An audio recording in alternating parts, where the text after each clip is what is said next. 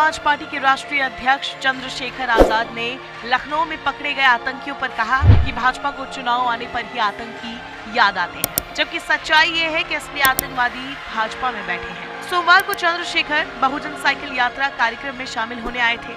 उन्होंने पत्रकारों से कहा कि बीजेपी के पास उत्तर प्रदेश के चुनाव के लिए कोई मुद्दा नहीं है। यूपी में 2 आतंकवादियों के पकड़े जाने पर चंद्रशेखर ने मीडिया से बात की। इस दौरान उन्होंने कहा बीजेपी के पास कोई और मुद्दा नहीं है। उन्होंने कहा कि उत्तर प्रदेश चुनाव में अब ऐसी चीजें आएंगी और ऐसी चीजें अगर कोई भी देश की सुरक्षा के साथ खिलवाड़ करता है तो मैं उसके खिलाफ हूँ और उसको सजा मिलनी चाहिए।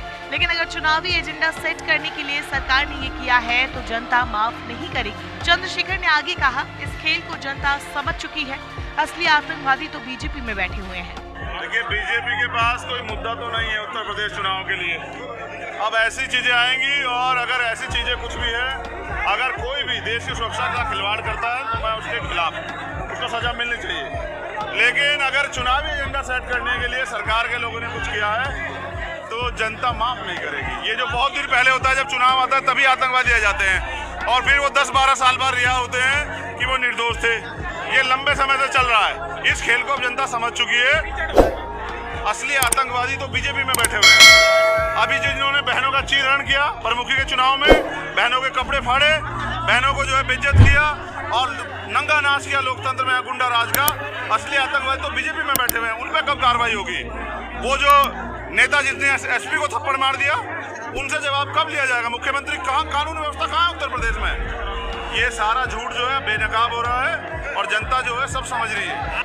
बता दें, उत्तर प्रदेश की राजधानी लखनऊ के काकोरी में रविवार दोपहर को एटीएस ने 2 संदिग्ध आतंकवादियों को गिरफ्तार किया है। आरोप है कि दोनों 15 अगस्त से पहले कहीं धमाके का प्लान बना रहे थे। इसी मुद्दे पर चंद्रशेखर ने अपनी प्रतिक्रिया दी है।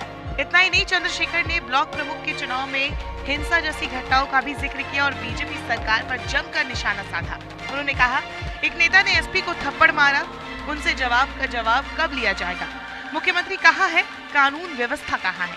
ये सारा झूठ बेनकाब हो रहा है और जनता सब समझ रही है। बहुजन साइकिल यात्रा में शामिल होकर आजाद समाज पार्टी के राष्ट्रीय अध्यक्ष चंद्रशेखर आजाद ने सियासी निशाना साधा। एक तरफ जहां अपने वोट बैंक को साधा, वहीं बीजेपी सरकार पर खूब बरसे।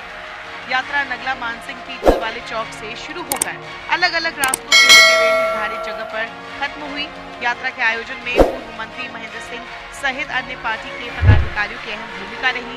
इससे पहले पूर्व मंत्री महेंद्र सिंह के नेतृत्व में अलीगढ़ सीमा पर चंद्रशेखर आजाद का स्वागत भी किया गया।